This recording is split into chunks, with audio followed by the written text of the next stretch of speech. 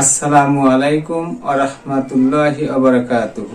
সম্মানিত সুধী, মাথা ব্যথা হয়নি এমন মানুষ পৃথিবীতে খুঁজে পাওয়া একেবারেই কঠিন।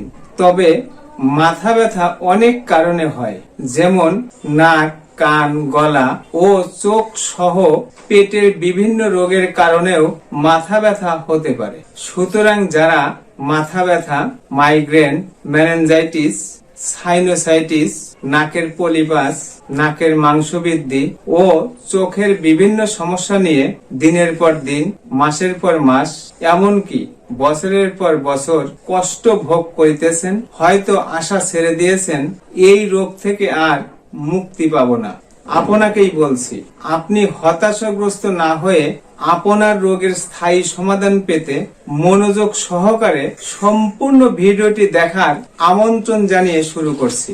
সম্মানিত দর্শক, প্রথমেই আলোচনা করব মাথা ব্যথা কি। তো মাথা ব্যথা একটি কমন রোগ। প্রকৃতপক্ষে এটি কোনো রোগই নয়। মাথা ব্যথা এমন একটি প্রসিদ্ধ রোগ যা সাধারণত অন্য কোনো না কোনো রোগের কারণে হয়ে থাকে। তো মাথা ব্যথা হওয়ার প্রধান কারণসমূহের মধ্যে রয়েছে মস্তিষ্ক ও মস্তিষ্ক স্নায়ুর দুর্বলতা, মস্তিষ্কে রক্ত সঞ্চালন কমে যাওয়া, ঘুম কম হওয়া, চোখের উপরে অতিরিক্ত চাপ পড়া, স্পাইনাল কর্ডের অবস্ট্রাকশন বা প্রতিবন্ধকতা, ব্রেন টিউমার সহ ইত্যাদি কারণে হতে পারে মাথা ব্যথা। এছাড়াও কোষ্ঠকাঠিন্য, বদহজম, দুশ্চিন্তা, মানসিক চাপ সহ নাকের পলিপাস, নাকের মাংসবৃদ্ধি, সাইনোসাইটিস, মাইগ্রেন, ঠান্ডা, এমনকি অ্যালার্জির কারণেও হতে পারে মাথা ব্যথা। আবার মহিলাদের ক্ষেত্রে হিস্টেরিয়া সহ ইত্যাদি রোগের কারণে মাথা ব্যথা হতে পারে। তো বন্ধুরা, আমাদের কাছে কোনো রোগী মাথা ব্যথা নিয়ে আসলে খুব যত্ন সহকারে রোগীর ইতিহাস শুনি। প্রয়োজনে রোগ নিশ্চিত হওয়ার জন্য এক্স-রে পিএনএস, সিরাম আইজিই এবং ব্লাড ফর সিবিসি পরীক্ষা করলে 90 থেকে 95% রোগীর নাকের মধ্যে পলিপাস, সাইনোসাইটিস ও নাকের মধ্যে মাংস বৃদ্ধি পাওয়া যায়। তো কিভাবে বুঝবেন আপনার নাকে পলিপাস, সাইনোসাইটিস ও নাকের মধ্যে মাংস বৃদ্ধি আছে কিনা?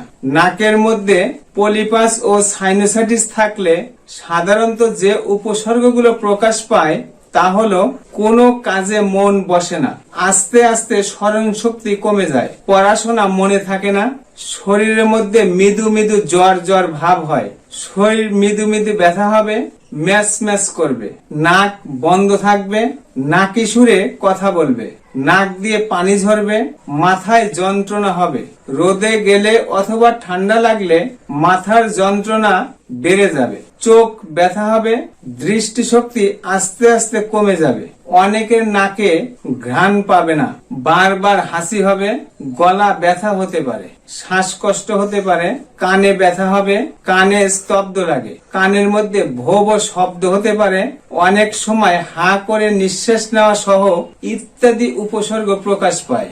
জটিলতা। সম্মানিত দর্শক, এই রোগের প্রাথমিক পর্যায়ে চিকিৎসা না করলে বা চিকিৎসায় ফলপ্রসূ না হলে মারাত্মক জটিলতা দেখা দিতে পারে। নাকের পলিপাসের কারণে নাকের দুই পার্শ্বে সাইনাসের ভিতরে ইনফ্লামেশন বা প্রদাহের সৃষ্টি হয়ে সাইনোসাইটিসের সৃষ্টি হতে পারে। এই সাইনাসের প্রদাহ মস্তিষ্কে গিয়ে মস্তিষ্কে প্রদাহের সৃষ্টি করতে পারে, মস্তিষ্কে শ্লেষ্মা জমে অবস্ট্রাকশনের সৃষ্টি করে মস্তিষ্ক ও মস্তিষ্কের স্নায়ুর কার্যক্ষমতা নষ্ট করে দিতে পারে এবং সাইনাসের প্রদাহ সমস্ত শরীরে ছড়িয়ে সেপ্টিসেমিয়া নামক এক ভয়াবহ অবস্থার সৃষ্টি করতে পারে। চিকিৎসা। ইউনানি চিকিৎসা সম্পূর্ণ পার্শ্ব প্রতিক্রিয়া মুক্ত নির্ভরশীল চিকিৎসা ব্যবস্থা।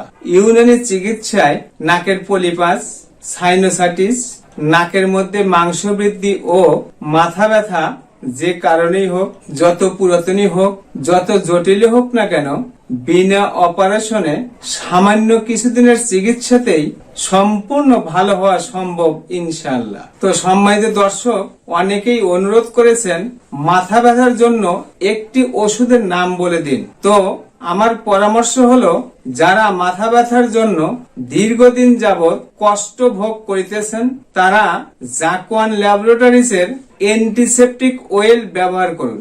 জাকওয়ান ল্যাবরেটরিজ এর অ্যান্টিসেপটিক অয়েল ব্যবহারে মাথা ব্যথা সহ যে কোনো ব্যথা তাৎক্ষণিক উপশম হবে।